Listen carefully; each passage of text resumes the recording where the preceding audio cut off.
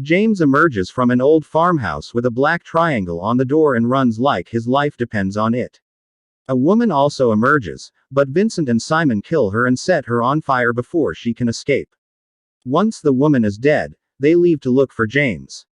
When Deputy Sheriff Daniel sees James bleeding on the road, he immediately takes him to the nearby hospital, unaware that a hooded man is watching from a distance, which, following a fire some time ago, has been largely abandoned. This is also where James's ex-wife Allison works, and James hasn't seen her since they broke up after losing a baby.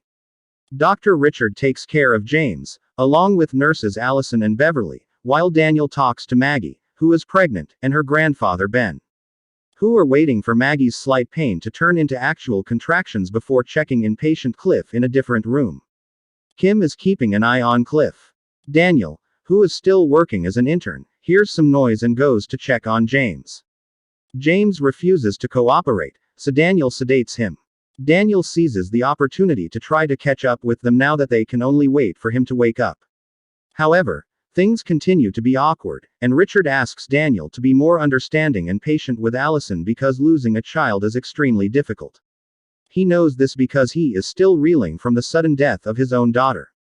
As Daniel is making his way down that hallway, he comes across Beverly brutally killing Cliff with a pair of scissors. When she tries to pursue Daniel, her face flails in the wind. He shoots her justifiably and kills her while Richard and the attendants come to see what occurred. Daniel hurries to the washroom to hurl. Then, at that point, he attempts to clean up just for unexpected wooziness to make him pass out. Daniel sees dreams of a shady sky over a dark desert before Richard and Allison find him and wake him up. They let him know he ought to rest.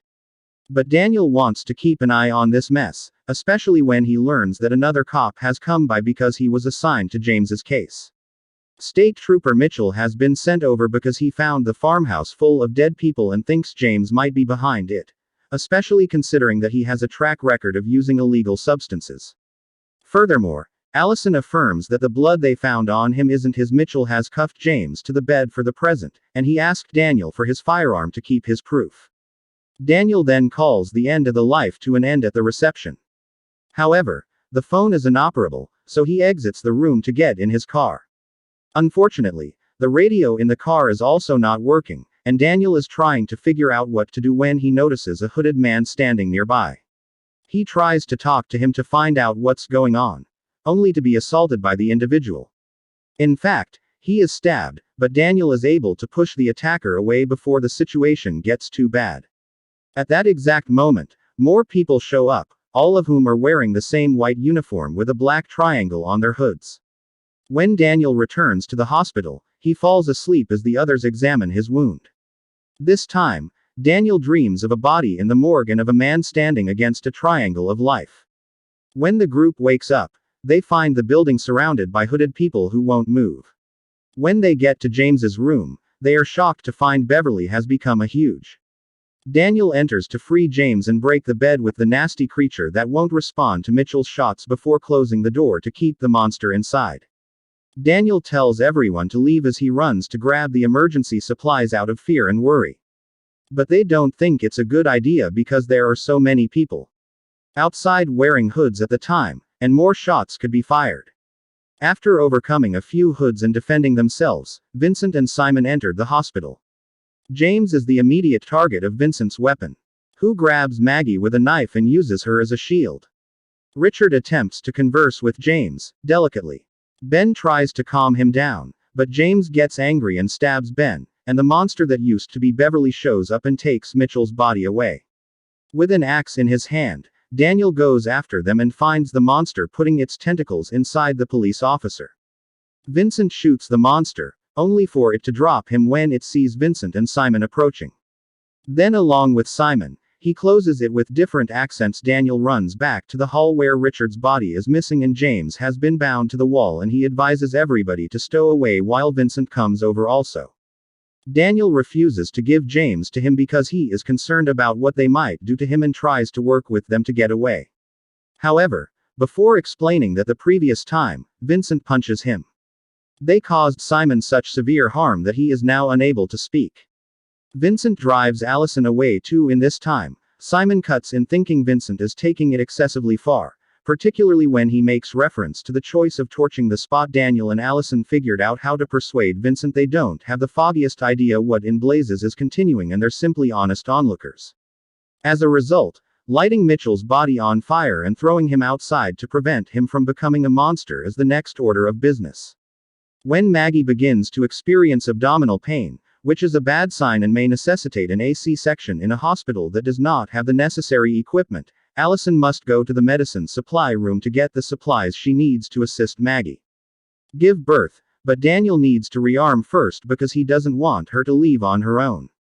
By promising to share everything with them, he manages to persuade Vincent and Simon to cover him while he goes to his car to retrieve his weapon and ammunition. They are surprised when they go outside and don't see the hooded people anywhere. Ben and Maggie are moved to a different room by Kim and Allison so the girl can be more at ease, but the pain is getting worse, making Allison break his guarantee to Daniel of hanging tight for himself and go to the stockpile room alone, oblivious to the enigmatic presence that follows. Vincent agrees to go with Daniel to look for Allison while he explains that the strange hooded people killed Simon's family and he had barely managed to get the boy out. Outside, the trio gets what they need just before the hooded people show up again after killing the person who attacked them. They go back to the hospital, where Daniel becomes enraged when he discovers Allison left for the supply room alone. Vincent accepts to go with Daniel to look for Allison while he explains that they make it to the supply room and pack a bag with as many items as they can of his house alive after snatching Mitchell's gun. However, they cannot locate Allison and should immediately return her. However, Daniel detects an odd sound. It's a telephone ringing coming from Richard's office while Vincent opens a container to find pictures and a book that show the hooded individuals are a clique that penances people. Daniel answers the call. The Morgan is the source of the call. Richard is the one who answers the phone, confirming that he is the leader of the cult. He says that his intentions are good and that he is doing the right thing to make up for the death of his daughter. Before hanging up, he also says that he will assist Allison. Daniel takes the supplies back to Kim and asks her to watch Maggie until they find Allison. Kim is afraid of the hooded and doesn't want to be alone because she doesn't know enough about medicine. However, Daniel assures her that they will not enter because they are only here to prevent them from leaving. He also leaves them an axe in case Vincent doesn't want to go down to the more blind, but he's found Jamie's picture among the others in the box, so he might be able to help Daniel. He gives Mitchell's gun to Ben in a radio to Kim to keep in touch. Vincent and Simon go to James to talk to him, and when he won't tell them what he knows, they break his finger with a hammer to get him to talk. James tells them that he met a girl who promised him fun drugs, but he followed her. Instead of going to a bar or alley, they ended up in the farmhouse in the middle of nowhere. After forcing James and the girl to consume an enigmatic substance, Richard ordered them to engage in activities in front of the entire cult while proclaiming his church to the hooded individuals. James and the girl were then forced to watch as members of the cult sacrifice individuals and transform their bodies into monstrous beings, just as Beverly had to do. They now have a better understanding of the situation. James is frozen by the trio and taken with them to the basement, which is in terrible shape from the fire. Kim gives them directions over the radio, but the men discover an additional set of stairs that no one in the hospital knew about. Allison wakes up on an operating table and discovers Richard nearby as the men begin to descend those stairs. When Richard finally turns around, Allison notices that his face has been laid off as she hears him say that during his first attempt at the ritual. He explains, washing his tools after operating on her, that losing his daughter destroyed him but compelled him to find a solution, and now he can defy death. He committed errors that caused the fire at the clinic, however this time he's been effective. Now Allison can compensate for the demise of her child by bringing forth the rebirth of Richard's little girl, who has proactively been embedded in her midsection while Kim steadies Maggie to assist her with the aggravation. The men show up on the most minimal floors and find the gathering circles from the book drawn on the floor, which James and Vincent confirm was also discovered back in the farmhouse. Additionally, they discover a door with a black triangle on it, which triggers Daniel's baffling visions once more. This time, Allison lost their baby in a monstrous face, which includes the memory of the day. Vincent doesn't know they ought to be going further, yet Daniel and Simon are now going in. As a result, Vincent follows them while dragging James. The men discover a room full of slain victims while Kim observes Maggie's screams. Therefore, she must perform the AC section. She is unfamiliar with this, and the fact that she must act only by adhering to the instructions in a book makes her hesitate, making Ben lash out at her for not being of help while they contend. Maggie unexpectedly stands up and kills Ben prior to communicating that she is so glad to convey Richard's child. The hooded individuals start appearing inside the clinic to take Maggie to the following custom, and Kim takes off to track down a spot to conceal in the cellar. Vincent gets savage in light of the custom enchantment getting into his head. However, Daniel is able to calm him down before James is killed when bodies start moving. During the struggle against the bodies, Simon and Vincent attempt to defend themselves, while a hypnotized Vincent follows the figure of a woman he sees in the back of the room. During the struggle, Simon and Vincent become separated, and Simon runs down a hallway. Vincent is also in Vincent's house when he suddenly appears, looking irrational as he blamed Simon for everything before attacking him. Vincent is able to get an apology from Simon after Simon attacks him with a flare to push him back. This destroys the illusion. In the meantime, Daniel at last tracks down Allison. However, when Richard's voice reverberates in Daniel's mind, telling him that he knew Daniel had been relieved to learn that Allison had lost their child, the illusion that Allison is normally pregnant breaks the illusion, demonstrating that it is completely covered by the monsters, goo, and tentacles that emerge from Allison's body. The illusion tries to get help from Daniel, but Daniel knows he has to do the right thing, so he uses the axe to put Allison out of her misery.